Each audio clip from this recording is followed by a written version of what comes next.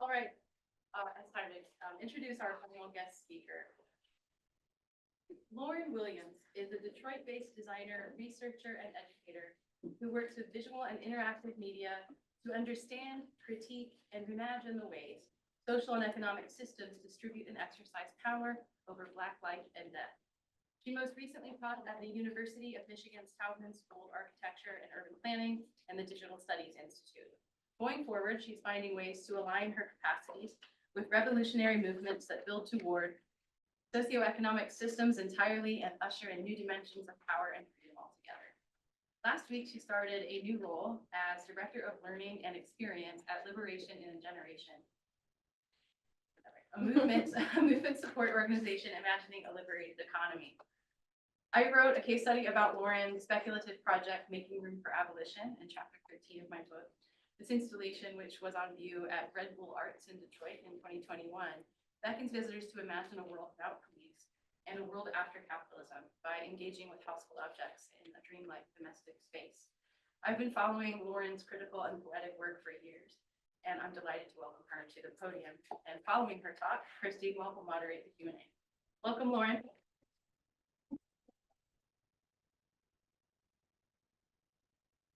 Thanks, Aggie. Thank you for that intro. Thank you for inviting me. Thank you for coming to Detroit 4 years ago to see the show with your niece, which was awesome. As Aggie said, my name is Lauren Williams. My pronouns are she and they. I am not from Detroit, but I live in Detroit. I can't claim it. I'd like to, but maybe in 10 years. I'm really excited also to be here with the colleagues who presented before me. So I've known Dakota for like 5 years, but we've never met in real life, so it's wonderful to be here. We're in a common graphic design group together. I've read Daniela's book when I was in grad school, and this is my first chance to meet her in real life. And then Casper showed us all up with his slides before this, so clearly we didn't know each other before, but clearly I'm in vision, so thank you for having me. I'm going to talk about Imagining Otherwise, Archiving Speculation, and Historicizing Futures, a title I made up last week. We'll see if it makes sense to describe what I'm going to talk about. And I'm also looking at notes on my phone, so bear with me as I try to navigate two technological things. So I want to start off by talking about what I mean by imagining otherwise, why it's a thing I even want to do, and I'll try to take you from there to what imagining otherwise has looked like for me in my practice, and the role of design in getting there. But before I do that, I want to talk a little bit about definitions. So the work I'm going to talk about concerns abolition of the prison industrial complex. And when I say that, I'm talking about what critical resistance is defined as, I'll just read this for you. The prison industrial complex is a term that we use to describe the overlapping interests of government and industry that use surveillance, policing, and imprisonment as solutions to economic, social, and political problems. And so this is explicitly political work, which is important because, as you'll see later when I talk about archives, they are all explicitly political things. Another thing I want to make sure I define is what I mean by abolition. So when I'm talking about abolition here, I'm talking about it in the context of what Miriam Kaba has, this is part of a zine that she wrote. And so Miriam Kaba is a Black abolitionist and transformative justice practitioner from New York, who has written that police abolition itself is a process of reallocating resources, funding, and responsibility away from police and toward community-based models of safety, support, and prevention. I could talk about this for days, and I think there are a lot of confusions and misconceptions about what abolition means, but I'm happy to answer other questions about it later. And then the last definitional notes I'll offer are about what is beneath this premise of abolition of prisons, police, and other carceral implements. So first, some foundational beliefs that will also tie into some points I'll make later about fictions and fact are that prisons have nothing to do with safety, meaning that they're more about control, domination, punishment, and the protection of capital. Second, that abolition isn't an idea that ends with reform. So you hear a lot lately, particularly after 2020, about changes we need to make to the criminal justice system to make it work better.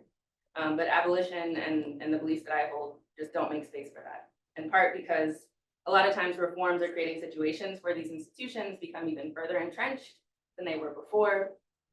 Thirdly, Like with the institution of slavery, the prison industrial complex is not something that I believe can be reformed. There's not space for it to be fixed. It is fundamentally doing what it's supposed to do. Number four, there is a non-punitive transformative justice as a possibility. This is a way that we could live. Fundamentally, I think carcerality tells us that there is no way to do that, and that's largely what my work is about. So I'll talk about that later.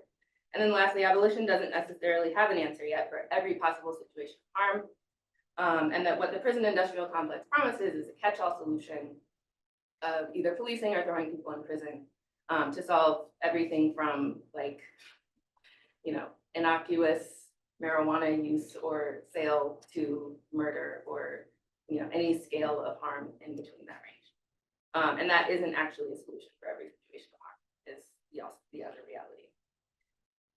So now that that's out of the way, I'll talk a little bit more about the work I've made so that you have some context for the rest of what I'll share in relation to it. This is a video. So this is a walkthrough video of the installation that Aggie mentioned, Making Room for Abolition, that I made a couple years ago. Sorry, my computer, or my phone computer, my pocket computer is doing things I don't want. So this show was an installation of a living room from a world without police and prisons. The premise for me was to think about how I could tell a story about the possibility of this future or many futures experientially, because so often we talk about abolition and it comes across as an impossibility. But having recently left a graduate design program at Art Center College of Design that spent a lot of time teaching me about criticality and speculation and the value and possibility of that, I believed that it was helpful to be able to sit with and hold and touch and turn over objects that come from an imagined reality that we haven't yet experienced, because it might help us understand that as a possible reality in a way that talking about it just can't. So if we're talking about something that seems impossible, it is going to continue to seem impossible. But if I can hold an artifact that came from that future, it makes it a little bit easier for me to imagine it. And my interest more broadly with this work was to think about how artifacts, experiences, design could be used to advance organizing work that I was doing in the city of Detroit at the time. So this is an excerpt from a review that Aggie actually wrote about the show after she came to visit.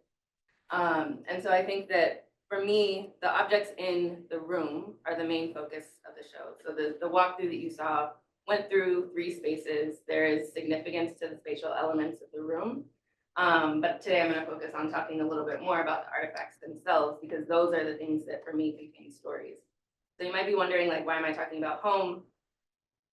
Why am I doing this through the lens of the living room? And in that choice was one that I made to think about how I could help people approximate an understanding of abolition who might have no relation to the carceral state, but have a sense of like what it means to have a home.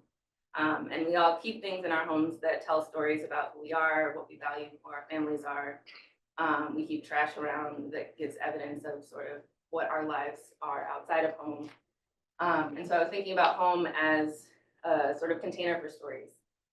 And so all these objects are props, as Aggie writes, that opens up a range of semantic possibilities while also making references to political discourse, literature, and symbolic practice. And another reason I was talking about home is this is a quote from Ruth Wilson Gilmore, a writer, academic, organizer, and professor, who has said that abolition really does require that we change one thing, which is everything.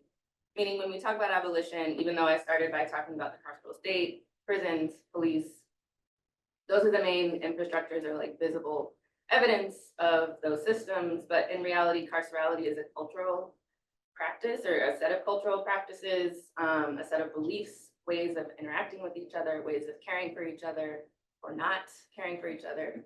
And so when I say everything, it's really everything. It's food systems, it's schools, it's how we parent, it's how we resolve conflict with our friends or neighbors or hotel neighbors who decide to smoke and listen to jams at midnight after we just landed from Detroit.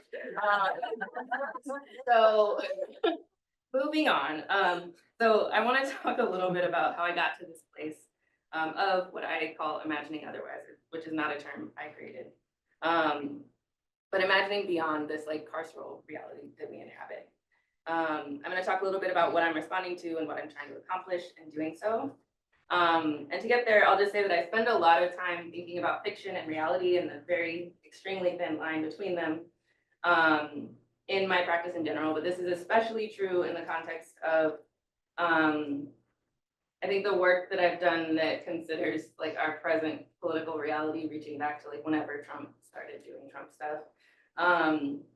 And so I think I'm just like preoccupied at this moment by how seemingly fictional all of this absurdity is, even though it is clearly happening. And so I think for me, it's a way of making sense of the world to some degree. But what I'm mostly preoccupied with when I talk about fictions, and I'll say more about the kinds of fictions I mean, is how they go from being these imaginary ideas to becoming a reality or a material reality for people. And the types of sort of enforcements that bring them from imaginary into reality. And so because I'm particularly interested in carcerality here, I'm going to talk about how carceral fictions or imaginaries inform the reality of the carceral state, meaning how they get constructed and enforced in ways that justify and enable the state's proliferation and what we can do to dismantle that. So this is a clip from a film called Minority Report. If you're not familiar, so I'm going to share this in one other excerpt from another film, but I think these are the kinds of carceral imaginaries that are sort of like working overtime. You know, this film was from like 2012, I think, or actually maybe it's a little older, 2002. And so I think that, sorry, I have links in here and it keeps accidentally opening them on my phone as I try to tell you about them. So Minority Report is a film that's about basically like a predictive police force in Washington, DC that can foretell whether, you know, when and where and how a murder is going to happen and then rush to intervene to stop it. And I think it's worth noting that films like that aren't predictive in the sense that they imagined the reality that we see, but we now have implements like predictive policing that use terrible data sets to police neighborhoods where police already were, because that's how that data works. Or we have RoboCop, and even earlier films set in Detroit actually about this like corporately sponsored robotic police officer.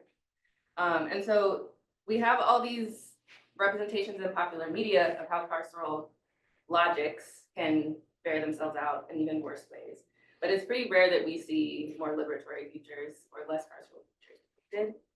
And so I want to throw another idea into the mix around social imaginaries, which is a concept that comes out of sociology and has been defined by Charles Taylor, a prominent sociologist, as the ways that people imagine their social existence, how we fit together, how things go on between us, the expectations that are met, the deeper normative notions and images that underlie these expectations. And some of my favorites are things like racial imaginaries, right? So like race, if it needs to be said, race isn't real, but it's been imagined in ways that very materially affect people's lives, right? You have concepts in the United States, particularly of the idea of Blackness as a race being additive, meaning the more generations of Blackness that go on, however little Black blood you have, it is going to continue to make you Black no matter how far down the line you are.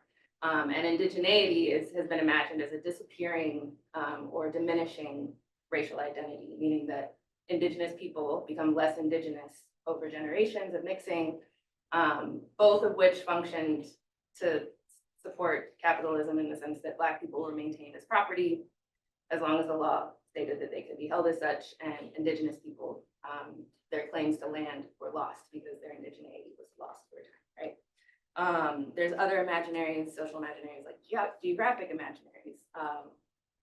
There are countless descriptions of this in sociology, so I won't go into all of them.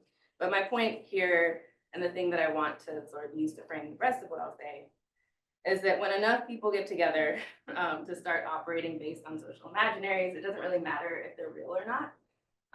It's literally happening right now, right? Like enough people have decided that their imaginaries of how gender is constructed, how science is science or whatever. Like enough people have gotten together to be like, actually, we're gonna make it what we want because we want it, and we have the power of enforcement to do so in the Trump administration. And so for me, I'm interested in troubling this line between imaginary and reality, or fiction and reality. And I think it's particular, I won't leave this up for too long, don't worry, sorry if it stresses you out. But I think it's important, like, while I'm talking about, in talking about fiction, imaginaries, I think it's important to mention this like general climate of absurdity that we've been in for such a long time. And I think it's important to note that like Trump isn't the first president to lie. He just does it like in such wild and unimaginable ways, and in ways that now are like much more materially being implemented in the last week, right? So you've got, I think this is bigger than Trump too, because like I put the AI stuff in here long before we had this conversation about AI in the room, and I'm just like, we live in a world where he says whatever he wants, and then gets Stephen Miller to go write up some shit policy about it, and it is now being put into practice because they figured out how the system works, right? But then we're also in a world where like AI cats proliferate. I love these cats, but like AI cats doing human stuff are everywhere. There's also dogs. I just chose a cat for some reason. But I think that what I understand is like the confinement of our collective imaginations around getting past carcerality or getting to a more liberated world. It's happening alongside the like proliferation of these much worse imaginaries. And I think the other point about this for me is that why not? Like, why not make up our own fictions in a world where these like really shitty ones just keep on coming? And so the work that you saw me making room for abolition was a bit of, you know, you might call it trolling. I was like, well, sure, you know, one of the artifacts that I made was a newspaper, for example. And each thing had like a very specific narrative in it. And so in this newspaper, one of the articles, headline article, was about a number of police statues going up in the style of these like Civil War monuments that went up in the South in the 50s to make sure Black people stayed in their place, right? So all these police statues are going up as abolition is being implemented, and the news article was about like people vandalizing them and trying to take them down.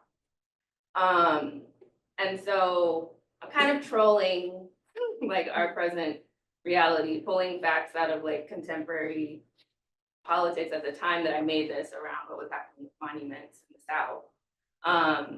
And just being like, let me just throw some more fictions at this nonsense fiction that happens to be reality because somebody with enough power to implement it has done so.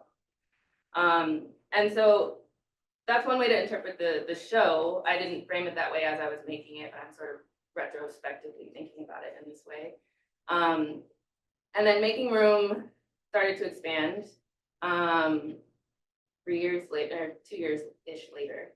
And I decided to try to make an archive.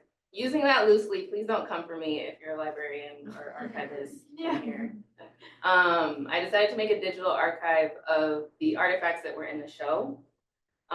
Because for many reasons, some of which were selfish, like I needed to document this in a way that it could live beyond the 1 month installation. But also because I wanted to more explicitly have conversations about what I was trying to, like these ideas I was trying to put forward in the objects. So if you were to come to the installation, there was no way for you to know my thinking. There was no explanatory text. People sat with objects. They could sit in the living room chair, spend time with them, read the fine print of whatever's on the ginger beer bottle or the newspaper, whatever. But it was very much up to people to make up their own narratives about what they were taking away. When the show was up, I somehow had the foresight. Sorry, I haven't explained the Spider-Man, but I'll come back to that. I somehow had the foresight to like host conversations. So I invited 10 Detroit people who consider themselves abolitionists working in different spaces. So this is Nate Mullen, who's an educator. There were other educators, there was a chef, there was farmers, there was restorative justice practitioners, people who are practicing abolition today, because I thought it was important to make sure that I communicated in some way that the futures I was imagining through this space were not purely so far off that we can't touch them. I needed to make sure it was clear that these are actively being practiced today. And so what I did was host these conversations, record them all in 2021, did nothing with them for like a year. And then I have a background in qualitative research, so I started processing them in the way that I might had I done like more formal interviews to look for themes across these discussions. And there were conversations where we invited people to pick objects from the room and come into this recording booth at Red Bull where it was hosted.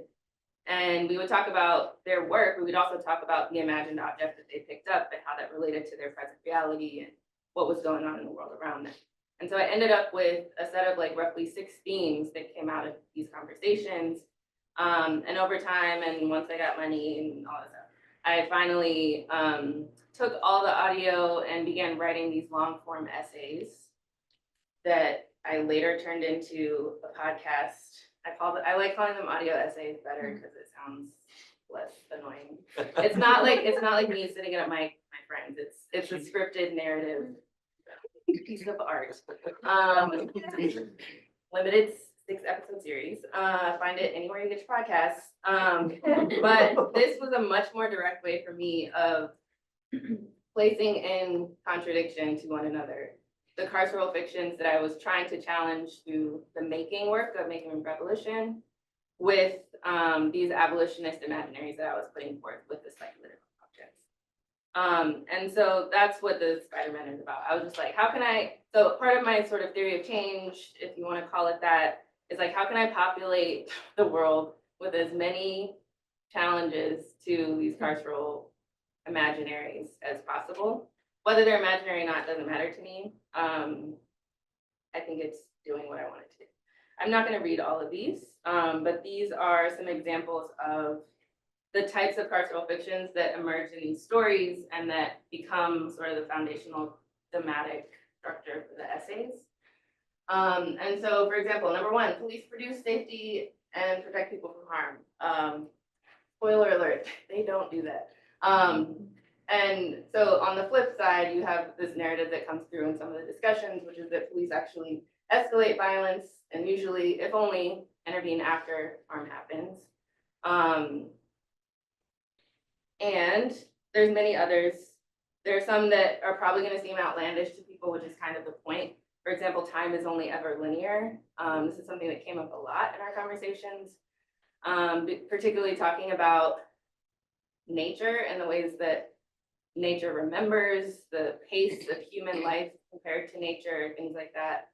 I talked with an Indigenous scholar named Kyle White, who teaches also at the University of Michigan, who's written about this concept of kinship time, which he uses in relation to thinking about climate change, because he offers that basically like thinking with urgency about climate change leads us to like really shitty solutions like carbon exchanges and all this stuff that don't do anything to address the scale of the crisis. But if we think about the crisis in terms of the relations that are disrupted by climate change, it can lead us to really different types of interventions. And in large part, this is like a very common and normal Indigenous way of thinking that's not about like producing this sense of urgency that gives us, you know, a can collecting campaign sponsored by Pepsi or whatever. But he frames it in a way that I thought was really useful for helping me think about abolition too, because we have the same type of this pressure of urgency, whether you're thinking about the urgency of producing safety for people who are scared of whatever kind of violence they might experience, or the urgency of solving the crisis of incarceration for Black men and women in the United States, right? We think differently about how time moves and how people experience the crisis that we're talking about. We might come then to different responses to the problem. So I'll just say that I encourage you to listen to it. It's called Carceral Fictions and Abolitionist Realities.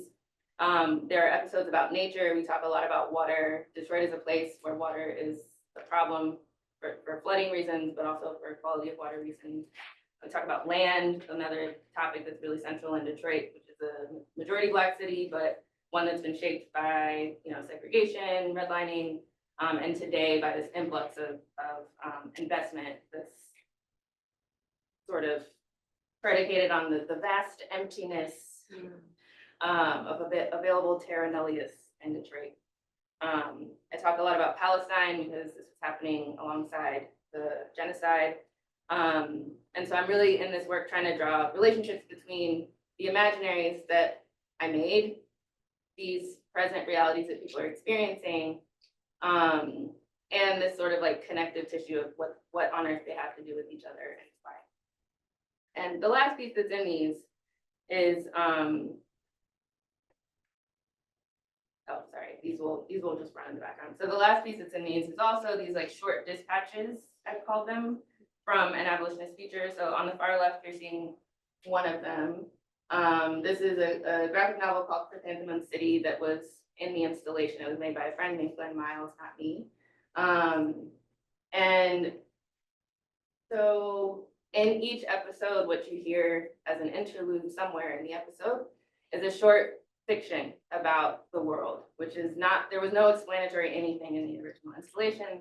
So this is an attempt to begin to like build fictional narratives about abolitionist reality, which I acknowledge is not real. Okay, so archiving. I have like 5 minutes, right? Okay. Okay, so archiving speculation, again, loosely using this language, please not comfortable. So the question behind this for me is sort of like what does an artifact, what does an archive become when it's used to construct a future instead of to record a past? And what if it were possible to remember a future? Before I jump in, I'll say that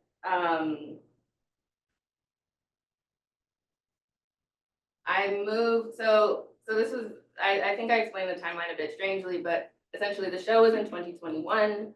I worked on this slowly over 3 years. I began publishing the podcast and website archive, I'll show you in a moment, in the fall of last year, 2024. And so the archive contains 3 things: documentation of the artifacts, each of them has their own sort of entry, essays, the audio essays and transcripts, and then lastly, these short fictions, which I haven't actually written yet, but will end up eventually doing it. And so I began thinking about basically how to expose more of the parts of this work by thinking about like what would it look like to archive a future. And I started thinking about the task ahead of me by first trying to understand more about archives because I'm not an archivist.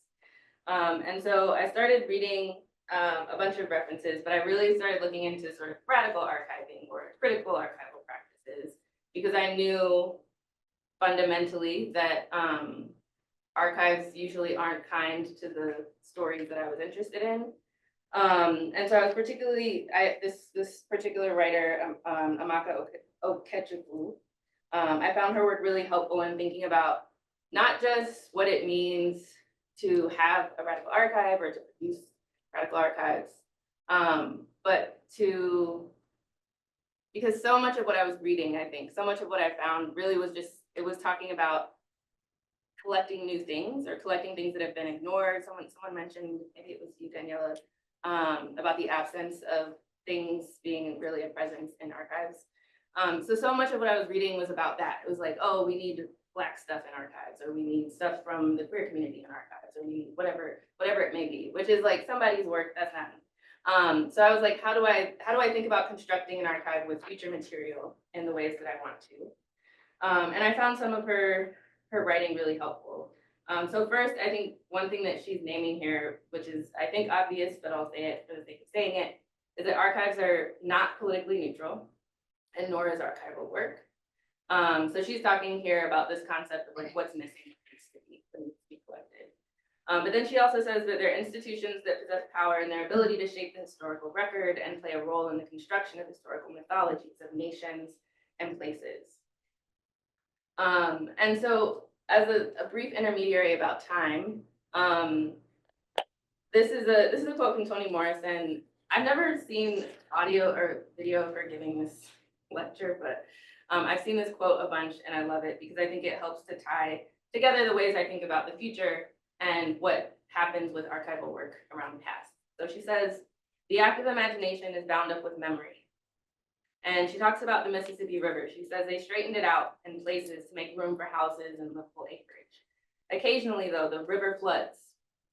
And floods is the word they use, but in fact, it's not flooding, it's a remembering where it used to be. All water has a perfect memory and is forever trying to get back to where it was. Writers are like that, remembering where we were, that valley we ran through, what the banks were like, the light that was there, and the route back to our original place. It's an emotional memory, what the nerves and the skin remember, as well as how it appeared. And a rush of imagination is our flooding. So Tony's talking about writers, but I'm sort of taking this and applying it to myself as a maker, I think, and really to other Black folks who are imagining otherwise, imagining like possible other futures. And so I tend to see like Black and particularly Indigenous futuring as this act of flooding, of remembering, which I think in a sense makes future imaginaries a form of memory work, if that makes sense. Or at least that's maybe the argument that I'm trying to make. So in the same text, Amaka writes that, pulls a quote from Howard Zinn when he addressed some archivists in 1970, where he says that an archivist's neutrality is a fake, and the politicizing of the humanizing of an inevitably political craft is actually what they can and should be doing. And so I think that for me, I was like, okay, a way to rebel archivally in some sense is to try to humanize the act of archiving or collecting. So I think I took this on as a challenge myself in thinking about what it means to have a future archive. So the last thing I'll pull from her text is that she says that Black archival practice is a subset of memory work that goes beyond traditional archival work to name what hides in plain sight, number one, excavate and recover, and thirdly, to offer to the public through storytelling and curation. So I sort of took this as a roadmap for myself and thinking about what it would mean for me to use sort of counter-archival practices to make a future archive. So I was like, okay, how can I make abolitionist possibilities seem real and legitimate by materializing this tangible evidence of them in a way that is, so like an archive is read as an authoritative collection of a history. So I'm like, how can I just flip that for the future? I thought about acknowledging threads of abolitionist practice that are already happening, but might be overlooked. I thought about challenging carceral fictions or maybe just pulling them up into like a visible plane. When it comes to excavating and recovering, I thought about how I could use this archive to excavate our capacities to imagine, as I've argued that I think we're kind of losing it, or at least it's easier to imagine carceral futures at this point in time. I thought about recovering threads of possibility and being able to substantiate them in this archive. And then when it comes to offering to the public, what I ended up building with lots of help was a digital archive, so it's online. It's free, it's open. Every transcript is available. I want to think about collectively authoring dispatches, so that's a project that's down the road. And then I also am thinking about collectively composing and imagining new artifacts that will become part of this archive. So toward this end, I'll say that a lot of the work that went into this was thinking about like how I can literally document these artifacts that are pretty regular. It's just a newspaper, right? There are many of these in a way that makes them seem like they exist in an archive. So I worked with a photographer in a studio setting, and we did this for every single one. And then there's also this thread about time in all of my work, but particularly in this space that's confusing. So Aggie wrote, for example, that it's kind of a non-time, the past and the present and the future, they're all conflated in a way that in this particular installation defamiliarized the home and made it strange, but also I think in the archive makes time weird. So I'm gonna have artifacts that come from different timeframes, but might speak to the same phenomena of this great flood that happened in the world that I created. And so to begin to close, I'm not quite there. One of the things I'll say about this archive is that I just had a lot of, like, I started out with a ton of questions, and I don't think I've answered them all, but these are many of the ones I'm sort of grappling with in making it, and then I'll show it to you. So I was interested in thinking about how I could show that there are plural possible futures or presents. I wanted to demonstrate the overlapping nature of these possible realities. I wanted to reflect the non-linearity of time. I wanted to think about decentralizing stories. I wanted this place, this site, to become a site of contestation, something that can enable political struggle. And then I wanted to think about how I could use it also to facilitate acts of collective imagining. And so this is the landing page for the website. I worked with a designer named M. Woodenberg, based in Toronto and London, who's incredibly talented and way better at code than I am. Mm-hmm. And what we ended up doing, so I'm actually going to go to the site real fast. Oh, no, we didn't do that. I will stay here. Okay, so on the site, essentially, every time you reload, each one of these little dots is a different element of the archive. So the color corresponds to a particular type of thing, a particular type of artifact or story or essay. And so essentially the story becomes decentralized because every time you enter it, it will change how you enter it. But the other thing, sorry, my mouse was disappeared. Actually am going to, let me get my thing together.